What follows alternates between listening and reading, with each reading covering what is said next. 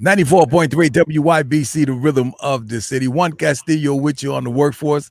Now, last night, man, LeBron, the king, got another championship. The Lakers beat the Miami Heat to win, Lakers' first championship in quite a few years. And I have with me the All-American Walter Luckett, Walt's Worlds of Sports podcast with Walter Luckett. You can check it out on YouTube anytime. How you doing, my brother? Good, thank you. What a wonderful ending for the NBA playoffs. I thought it was really first class. I was hoping that they went to another game. I would have looked forward to seven games. But like I had asked you yesterday while we were watching it, if they were that good, how did they end up losing any games? Well, to me, you and I talked about it. It was a little suspect. I think they kind of took the team lightly. They carried them a little bit wide, as far as I'm concerned, because the defense they had yesterday was tenacious. I mean, they could not get a shot off. I mean, think about it. Jimmy Bucket turned into Jimmy Jam. They jammed him up. Yeah, and I mean, look, and but the thing is this: a lot of people don't realize that, like anything else in life, right? Defense is effort. That's what defense Absolutely. is. You don't get up in the morning and just say, "Hey, I'm going to turn it on and off." And that's what happens to teams like the Lakers, because another team would have took advantage of that. And you're right. And plus, they were very fortunate to have a bench, because the bench really won the ball game for them. If you look at it, True. Rondo, he did a wonderful job. Caldwell Pope. Those guys were all over the court. I mean, they were playing some real good defense. And, of course, LeBron James set the standards. And then Anthony Davis, after a while, started blocking shots. So it was kind of hard for them to score for a while. They were scoreless. And, again, Jimmy Bucket said, he took 10 shots? Yeah. They really put that defense to a halt, that offense to a halt. And most important, I thought you got to give Miami still credit, because they had a lot of pride. They kept playing. They were consistent with their play. It was just that it was limited by the defensive play of the Lakers. And Dragic, I mean, him getting hurt also did not help matters at all. Yeah, I agree. But I wouldn't have played him either. No, I know.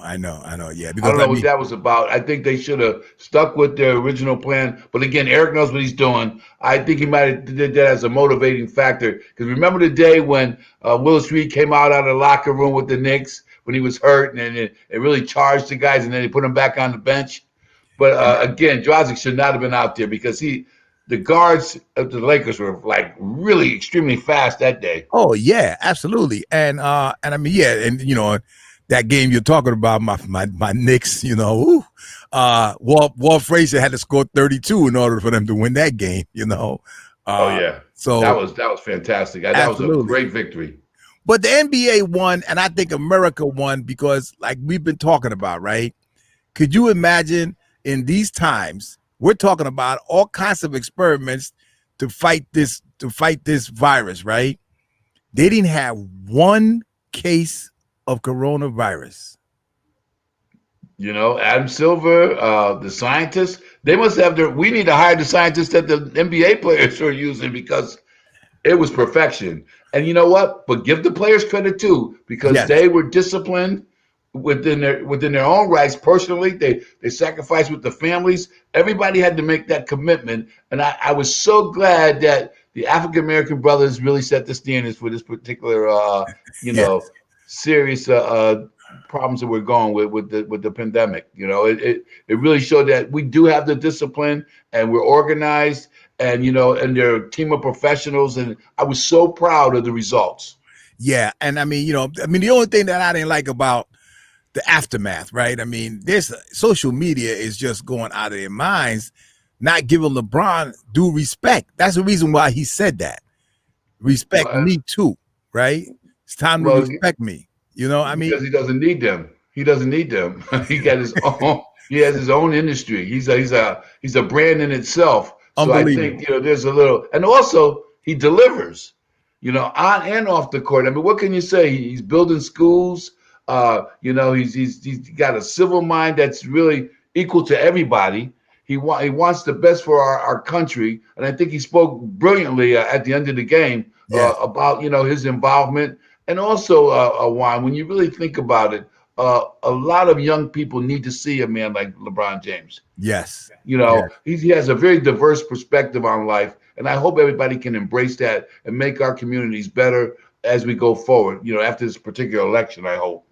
yeah. Well, the other thing is that I mean, Scott Esdale, of course, president of NAACP, the Connecticut president, he talked about today about how he's going down as one of the all-time athletes all the way around that just embodies everything, not just the sport, right? I mean, and so now you're talking, he's in the same conversation with Muhammad Ali, with Jim Brown, Absolutely, with absolutely, Kareem Abdul-Jabbar, okay? yes, Cerebral kinds of guys who were more than just what they were doing on the field of play, you know? And so I thought that was pretty profound, which is exactly what you said, you know. But listen, and you know what? I don't even see this as an asterisk, really. They keep talking about this, put an asterisk on this championship. Honestly, well, I think that this particular championship for him was probably one of the hardest that he's ever had. I totally agree with you. And also, when you really think about it, the competition was great.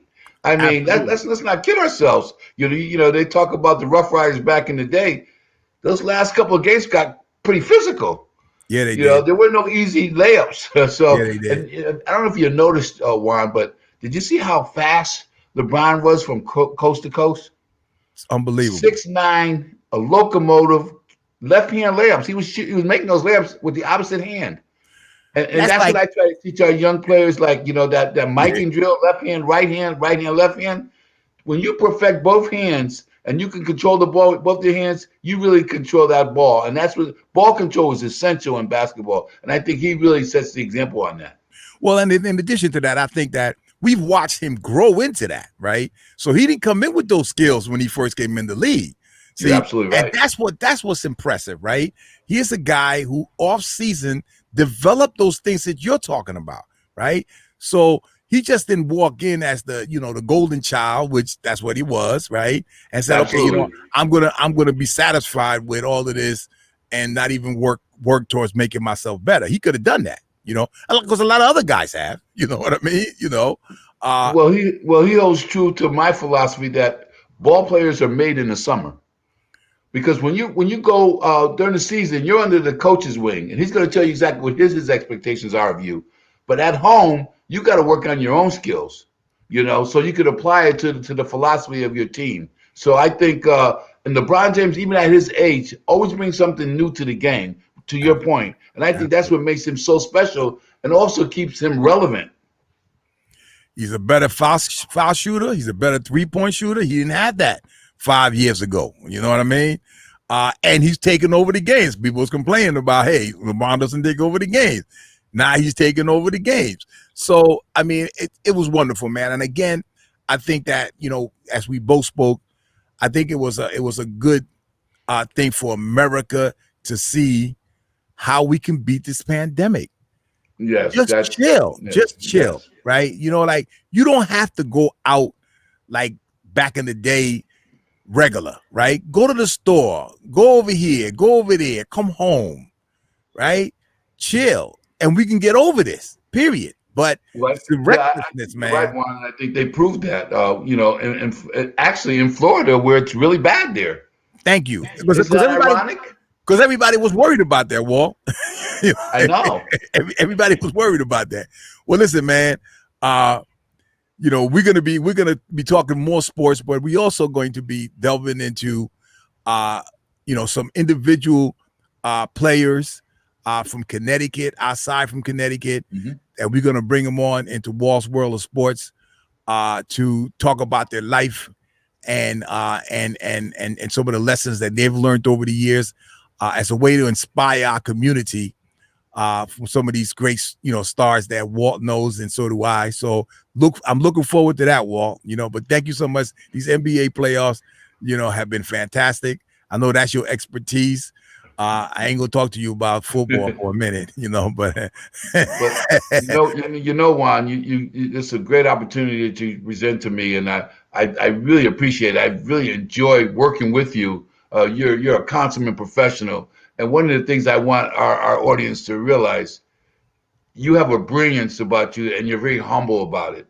Just the mere fact that you work all day and then you go home and you help your grandkids with their books. I mean, and today you have to be. These kids are brilliant today, and for you to be able to stay the course, I commend you, my brother. Well, thank you, brother. I appreciate that. Of course, we appreciate you, man, and all you do with the community, with the Walter Luckett Foundation. I just saw something the other day, and it's like, thanks to the Walter Luckett Foundation. And I was like, yo, this guy's all over the place, with you and your lovely wife, man, with the work that you do. Thank you. But listen, the next time you hear us, man, you're going to be seeing some great people that we're going to be interviewing. And actually, Walter's going to be interviewing them. I'll be behind the scenes. So thank you so much, man. But listen, if the NCAA opens up their season, you'll be back talking about basketball with me, right? Oh, absolutely. There you NCAA, go. yes. There you go. There you go. Thank you so much for the invitation. Absolutely. Juan Castillo with you. It's the Workforce on 94.3 WYBC.